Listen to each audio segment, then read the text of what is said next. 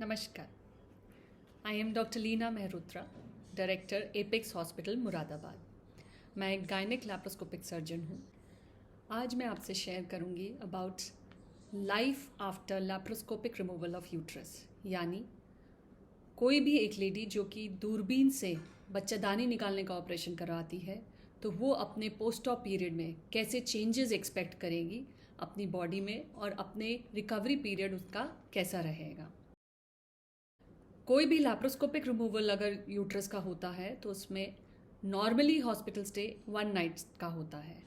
But अगर कोई complicated surgeries है या जिसमें यूट्रस का साइज़ बहुत बड़ा है, जो कि सर्जरी एक लंबी प्रोसीजर हो जाती है जिसमें एनेस्थीसिया का ड्यूरेशन लंबा हो जाता है, या अदर कोई रिस्क फैक्टर्स हैं जैसे कोई डायबिटीज़ है, कार्डिक प्रॉब्लम है, ऐसे पेशेंट्स हॉस्पिटल में एक दिन की बजाय 2 नाइट स्टे उनका नॉर्मली मॉनिटरिंग रिक्वायर्ड होती है। On the day of surgery normally ये सर्जरी 1 आवर प्रोसीजर होता है। सर्जरी के तुरंत बाद पेशेंट को पोस्ट ऑप वार्ड में रखा जाता है फॉर ऑब्जर्वेशन, जहाँ पे उनकी मॉनिटरिंग होती है, वाइटल्स की, पल्स, पीपी, बॉडी में ऑक्सीजन की मात्रा कैसी चल रही है, एनेस्थीसिया की रिकवरी जब एक बार देख लेते हैं कि सेटिस्फैक्ट्री है, तब इनको महिलाओं को हम वार्ड में उनके रिस्पेक्टिव रूम्स में शिफ्ट कर देते हैं। जब पेशेंट अपने रूम में जाता है उसके बाद उन्हें नॉर्मली हम लिक्विड्स यानी तरल पदार्थ अराउंड 5 घंटे के बाद, सर्जरी के 5 घंटे के बाद अलाउ कर देते हैं। पेशेंट्स को हम नॉर्मली एक्सपेक्ट करते हैं कि वो अपना लिम्ब मूवमेंट्स रखें बेड पे, पैर मोड़ना, करवट लेना, ये सब चीज़ें हम परमिट करते हैं आराम से। और जब एक बार लिक्विड्स अलाउ कर रहे हैं तो पेशेंट को थोड़ा सिटिंग भी स्टार्ट कर दी जाती है। और एक बार मरीज़ की सिटिंग शुरू हो जाती है तो हम शॉर्ट वॉक्स भी परमिट करते हैं पेशेंट के, depending on the patient's pain factor और रिकवरी क्या। नेक्स्ट डे मॉर्निंग से आप क्या एक्सपेक्ट करेंगे? नेक्स्ट डे मॉर्निंग हम उनको ओरली सॉफ्ट डाइट अलाउ करते हैं, हल्का खाना जैसे मूंग की दाल, दलिया। लिक्विड्स में सब कुछ अलाउड है। और मेन तो होता है मोबिलाइजेशन। एक फिजियोथेरेपिस्ट विजिट होती है जिसमें कि वो उनको कुछ एक्सरसाइजेज वगैरह बताते हैं, एक्सप्लेन करते हैं। नेक्स्ट डे मरीज़ का डिस्चार्ज प्लान होता है अगर ओवरऑल रिकवरी हमारे सेटिस्फैक्ट्री लग रही है तो।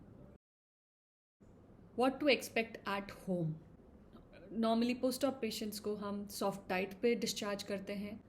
उनको कुछ मेडिकेशंस दी जाती हैं ताकि उनकी आंतों की चाल आए और उनका मोशन पास हो जाए। घर पे डिस्चार्ज के समय कुछ मेडिकेशंस, एंटीबायोटिक्स, पेन किलर्स सब एडवाइस करी जाती हैं। और आप घर में क्या एक्सपेक्ट करते हैं? हम आपसे एक्सपेक्ट करते हैं कि आप ज़्यादा से ज़्यादा मोबिलाइज करें। पेन के बारे में अगर हम बात करें, जैसे जैसे समय बीतता रहता है पेन बहुत ही मिनिमल होता रहता है। और नॉर्मली हम 1 वीक में पेशेंट को फॉलोअप के लिए बुलाते हैं, जिस दिन उनके टाँके काटे जाते हैं। 1 वीक के बाद जब लेडी के स्टिच रिमूवल हो जाते हैं तो हम क्या क्या और एडवाइस करते हैं। इनमें है कि एक तो आप अपने डेली रूटीन के वर्क स्टार्ट करें, जैसे कि आप कोई भी लेडी के लिए घर संभालना, कमरा समेटना, मिनिमल सी कुकिंग शुरू करना, ये सब चीज़ें हम अपनी तरफ से परमिट करते हैं। अगर पेशेंट कंफर्टेबल है, जितना बेसिकली बॉडी परमिट करे उतना आप काम कर सकती हैं। धीरे धीरे आप ओवर अनदर 1 वीक आप अपना रूटीन काम बिल्कुल आप शुरू कर सकते हैं। अगर कोई लेडी ड्राइविंग करती है तो नॉर्मली हम बोलेंगे फर्स्ट 2 वीक्स आप अवॉइड करें।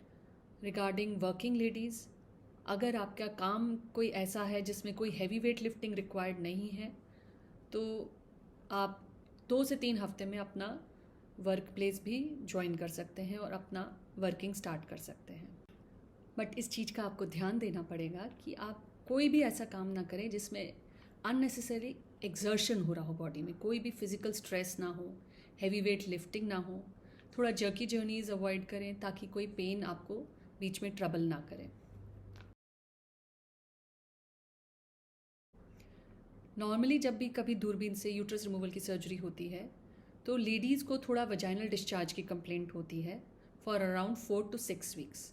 ये डिस्चार्ज हल्का सा वाइटिश या फिर ब्लड टिंज डिस्चार्ज भी हो सकता है, जो कि 1-1.5 महीने का पीरियड होता है जब अंदर जो टाँके आए होते हैं वजाइना में उनकी हीलिंग का पीरियड होता है ये। तो उस ड्यूरेशन में थोड़ा रिएक्शनरी डिस्चार्ज आप एक्सपेक्ट करें बॉडी से होगा ये। कॉमनली लेडीज़ क्वेश्चन पूछती हैं नीचे झुक सकते हैं, तो ऐसे में आपको अगर कुछ नीचे से झुक के उठाना है तो आप घुटनों के बल बेंड करें बजाय कि एब्डोमेन के बल। रिगार्डिंग एक्सरसाइज, आप अपना नॉर्मल वॉक 2 से 3 हफ्ते बाद स्टार्ट कर सकते हैं, बट अगर आप विग्रस एक्सरसाइज या किसी जिमिंग में हैं तो आपको कोई भी ऐसी एक्सरसाइज 2 महीने तक नहीं करनी है जिसमें एब्डोमिनल प्रेशर बढ़ता हो। आपको स्क्वाटिंग अवॉइड करनी है। रिगार्डिंग कॉन्ट्रासेप्शन, ये भी कॉमनली आस्क्ड क्वेश्चन है कि एक यूट्रस रिमूवल सर्जरी के बाद कोई कॉन्ट्रासेप्शन की ज़रूरत तो नहीं है। तो ये बहुत क्लियर बात है, एक बार यूट्रस आपके शरीर से बाहर है तो आप कंसीव नहीं कर सकते, प्रेगनेंसी नहीं हो सकती, इसीलिए आपको कोई एडेड कॉन्ट्रासेप्शन की ज़रूरत नहीं है। Now about sexual activity after uterus removal surgery. Normally हम सेक्सुअल एक्टिविटी 2 मंथ्स के लिए अवॉइड करने के लिए बोलते हैं। 2 मंथ्स के बाद अब जब आपकी सेक्सुअल एक्टिविटी स्टार्ट होगी तो इनिशियली थोड़ा सा डिस्कम्फर्ट हो सकता है आपको, बट ओवर टाइम ये सब चीज़ें नॉर्मलाइज हो जाती हैं। जब भी आप कभी अपनी सर्जरी डिसाइड कर रहे हैं, आप अपने गायनोकोलॉजिस्ट से ओवरीज़ के बारे में ज़रूर मशवरा करिए, क्योंकि अगर ओवरीज़ प्रिजर्व हो रही हैं आपकी तो आप में हॉर्मोन्स हैं बॉडी में, वो ओवरीज से बनते रहेंगे टिल द नेचुरल मीनोपॉज। तो उस समय आपको कोई सेक्सुअल डिज़ायर में कोई चेंजेस महसूस नहीं होंगे। मगर मीनोपॉजल लेडी है, पेरी मीनोपॉजल लेडी है, उनकी ओवरीज भी निकाली जा रही हैं सर्जरी के दौरान, तो उनमें ये चेंजेस थोड़े से शुरुआत होएगी, that there will be a loss in libido. Regarding hormonal changes after uterus removal surgery, क्योंकि अगर हम ओवरीज प्रिजर्व कर रहे हैं, हार्मोन्स बनते जा रहे हैं, तो आपको इस समय सर्जरी के बाद कोई चीज़ें फ़र्क, आपको हार्मोनल चेंजेस का एहसास नहीं होगा till the age of menopause. But अगर ओवरीज निकल रही हैं, आपको सडनली सर्जिकल मीनोपॉज अचीव हो जाएगा, जिससे आप क्या एक्सपेक्ट करते हैं बॉडी में, कुछ लेडीज़ को हॉट फ्लैशेस होंगे, सडन गर्माहट होगी शरीर में, specially on the upper part of the body. आपके मूड स्विंग्स हो सकते हैं, इरिटेबिलिटी हो सकती है, लॉस ऑफ स्लीप हो सकता है, लॉस ऑफ लिबिडो हो सकता है। समय के साथ वजाइनल ड्राइनेस हो सकती है, vaginal irritation and burning sensation हो सकती है। और समय के साथ क्योंकि हार्मोन्स बॉडी में ख़त्म हो गए हैं, बॉडी में कुछ बोन वीकनेसेस शुरू हो जाती हैं।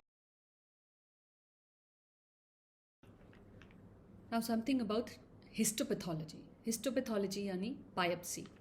कभी भी बॉडी से कोई अंग निकाला जाता है तो उसकी बायोप्सी ज़रूर होनी चाहिए, क्योंकि यही एक तरीका है टू कंफर्म थिंग्स दैट आपके यूट्रस में कोई ख़राब बदलाव तो नहीं है, कोई कैंसर के चेंजेस तो नहीं है।